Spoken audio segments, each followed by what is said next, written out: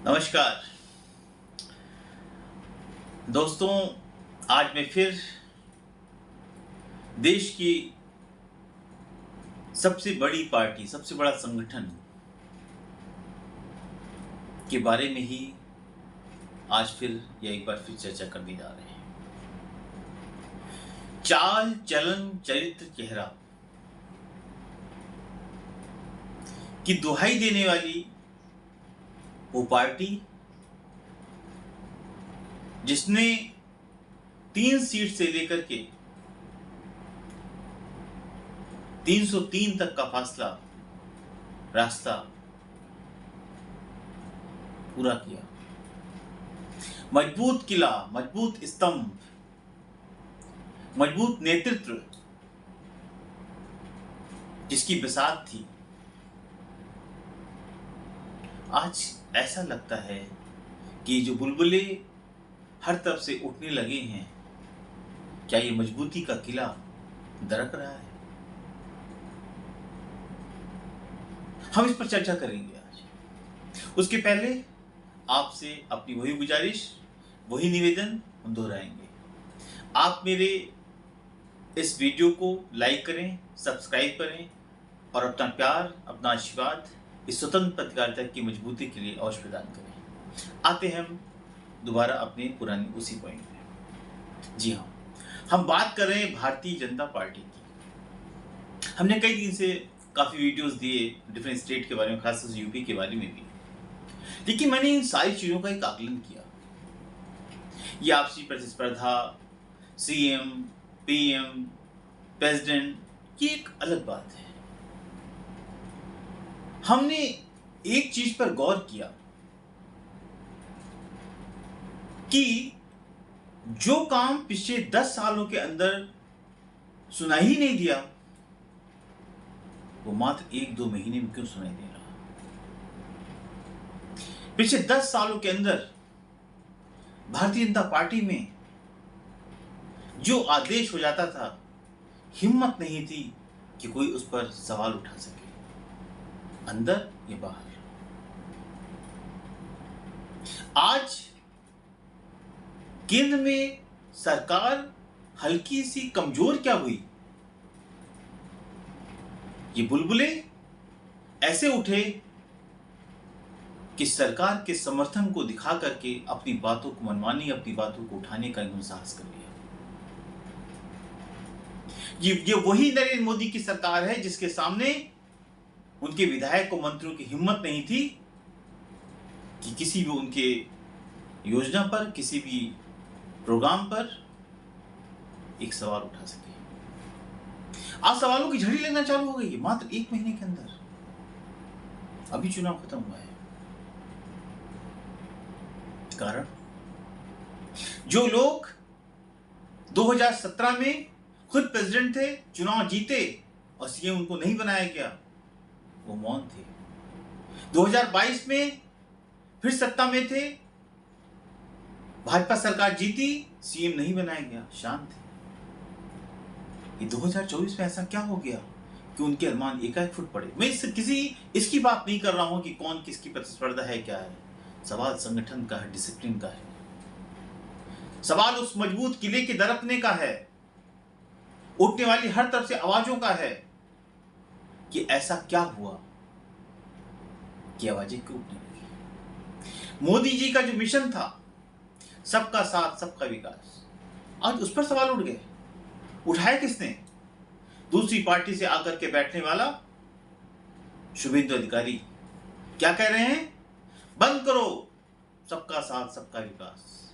इतनी हिम्मत, इतनी ताकत आई कहां से कि नरेंद्र मोदी के सामने ये चुनौती, जो उनका खुद का प्रोग्राम था, जो उनका मिशन था कि हमें सबका साथ सबका विकास चाहिए, वो हिंदू हो, मुस्लिम हो, सिख हो, ईसाई हो, उसको कहने की इतनी हिम्मत कहां से पैदा हो गई? जो हमारे साथ, हम उनके साथ। वाह! हरियाणा के केंद्रीय मंत्री ने क्या कहा? राज्य मंत्री बनते बनते समय बीत गया, अब तो मुझे केंद्रीय कैबिनेट में होना चाहिए था।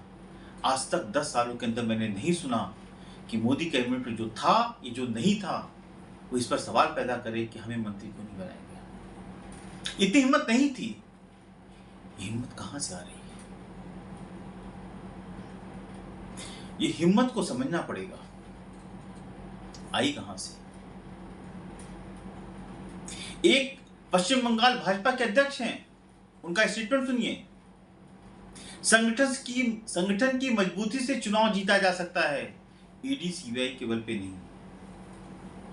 संगठन का नाम आजकल कुछ ज्यादा उठ रहा है। चलिए, उनका ये सवाल सही है, संगठन की मजबूती पे ही चुनाव लड़ा सकता है, लेकिन ये ईडी सीबीआई का नाम कहां से आ गया? ये तो विपक्ष को उन्होंने बैठे बैठाए पेट पे न्योता दे दिया कि हम ईडी सीबीआई के बल पे भी चुनाव जीतते हैं, या जीतना चाहते हैं, या जीतने की योजना है। ईडी सीबीआई कहां से पैदा हो गई?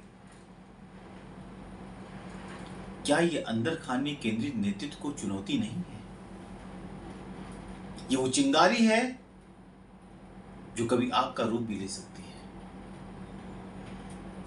जो कभी ये विपक्षी नेता तो कहते हैं, राहुल गांधी कहते हैं, अखिलेश कहते हैं कि ईडी सीबीआई का मिसयूज हो रहा है, ईडी सीबीआई के बल पे लोगों को जो है ब्लैकमेल किया जा रहा है, विपक्ष कह सकता है। लेकिन एक स्टेट का प्रेसिडेंट की बात कर रहा है कि ईडी सीबीआई के बल पे चुनाव नहीं जीता सकता। ईडी सीबीआई पैदा कहां से हुई? ईडी सीबीआई के बल पे क्या चुनाव होते हैं क्या? आरोप लगाता है, विपक्ष लगाता रहा है, लेकिन आज भाजपा का स्टेट प्रेसिडेंट की बात कर रहा है।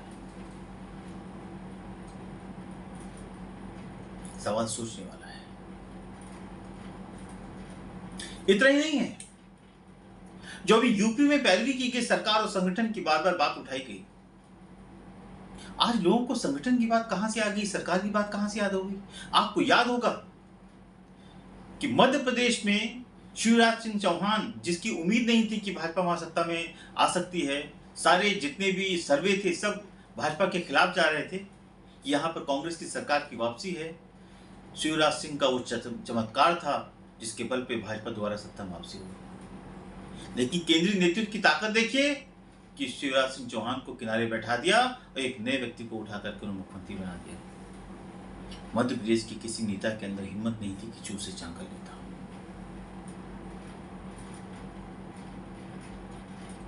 राजस्थान में भाजपा चुनाव जीती और मैडम सिंधिया को किनारे लगा दिया। एक बगावती सुर सुनाई नहीं दिए। शांति शांति।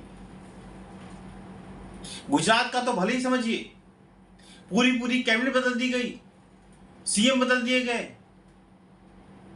और पार्षद से विधायक बने व्यक्ति को सीएम बना दिया गया। एक फोटो आपने देखी होगी, मोदी जी बैठे हैं, गाड़ी के पीछे दौड़ रहा है, वो मुख्यमंत्री था गुजरात का। किसी की हिम्मत नहीं थी, इतने बड़े बड़े नेता थे कि एक सवाल उठाते कि पूरी कैबिनेट कैसे बदल दी गई, पूरी नई कैबिनेट क्यों बना दी गई, सारे मंत्रियों को क्यों हटा दिया। No, big no. फिर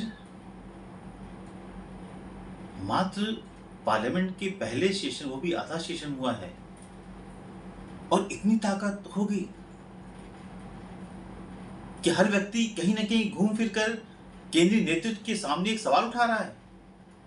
ये सवाल माफ करिए, सवाल अंदर खाने भी उठ सकते थे। सीनियर्स नेताओं के टेबल पे उठ सकते थे, चर्चा हो सकती थी। ये लोकतंत्र है, बिल्कुल चर्चा होनी चाहिए, सवाल उठने चाहिए। ये पहले ही जाकर के सड़क पे बोलने के बाद उस पर क्या चर्चा हो सकती है क्या?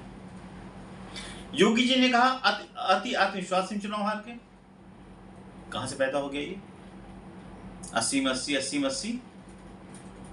एक व्यक्ति कहता है कि संगठन और सरकार में सामंजस्य नहीं था। आप क्या कर रहे थे? उप मुख्यमंत्री थे, आपकी कोई ड्यूटी नहीं थी? इस चुनाव में हारने का क्या ठिकाना केवल योगी के सर पे फूट सकता है? आप डिप्टी सीएम थे, स्टेट प्रेसिडेंट रह चुके हैं। आज आप जो दिल्ली से लेके लखनऊ से लेके दिल्ली तक की सैर कर रहे हैं और बार बार ये सवाल उठा रहे हैं कि सामंजस्य नहीं था, आप क्या कर रहे थे? रिस्पॉन्सिबिलिटी आपकी है। अगर आपको लगता है कि सरकार के अंदर बैठ के काम नहीं किया सकता, आप इस्तीफा दीजिए। अब बोलिए हम संगठन में काम करेंगे। स्टेट प्रेसिडेंट क्या कर रहे थे चौधरी साहब? आप सपा को आईना दिखा रहे हैं कि आपको कांग्रेस लीड लेगी। जो भाजपा के अंदर बैठ के भाजपा को लीडने की तैयारी करे, उनका क्या है?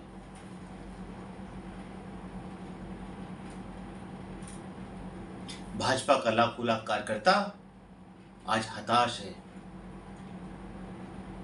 अपने आप को बेतहाशा महसूस कर रहा है। करें तो क्या करें? हमारी मेहनत पकवान ये नेता खा रहे हैं, और उसके बाद अंतरकला, यंत्रकला है, ये चुनौती है केंद्रीय नेतृत्व के सामने। इतनी स्टेट के अंदर किसी ने कोई बात नहीं की, आखिर ये बातें क्यों पैदा होने लगी? इस पर भाजपा आला कमान को भी, जो शीर्ष नेतृत्व, उसको समझना पड़ेगा कि मौके की नजाकत है या प्री प्लान है। आप योगी को हटा के क्या पालोगे? क्या मौर्य साहब आएंगे तो वोटों की बौछार हो जाएगी, सारे लोग हाथों हाथ ले लेंगे? ऐसा कुछ होने नहीं जा रहा है। समन्वय आम सिर्फ सरकार और संगठन का नहीं था। ये खामी सरकार और संगठन की नहीं थी, ये खामी थी भारतीय जनता पार्टी के लाखों लाख कार्यकर्ताओं को, जो लगातार 5 साल 7 साल इग्नोर किया गया। ये उसकी सजा है। बाहर से आई हुई नेताओं को लाल बत्ती दे दी गई, मंत्री बना दिया गया। जो एक पार्टी को रोज नेता गाली देता था, दूसरी पार्टी को गाली, उसकी इतिहास ही ये रहा है कि सिर्फ गालियां देता रहा है, जिसके साथ छोड़ता है। उसने भाजपा के नेताओं को गालियां दी, सपा को दी, फिर उसको मंत्री बना दिया योगी जी के विरोध के बावजूद। और अभी भी उसका बेटा लोकसभा चुनाव हारा तो उसने क्या बयान दिया? जब योगी जी और मोदी जी के आने पे भी, जब अमित शाह और योगी जी के मोदी जी के आने के बाद भी हमारे बेटा चुनाव हार गया, तो इसमें हम क्या कर सकते हैं? यानी ऐसे बड़बोले नेताओं, छोटी मानसिकता के नेताओं को भारतीय जनता पार्टी में रख करके भारतीय जनता पार्टी खुद अपने कार्यकर्ताओं की भावनाओं को ठेस पहुंचा रही है। ऐसी नेताओं को भारतीय जनता पार्टी जरूरत क्या है? जहां मोदी जैसा नेतृत्व हो, अमित शाह जैसा चाणक्य हो, योगी जैसा हिंदू ब्रांड का दमदार नेता हो, वहां भी राजभर जैसी नेताओं की कहां जगह है? इनकी साख क्या है?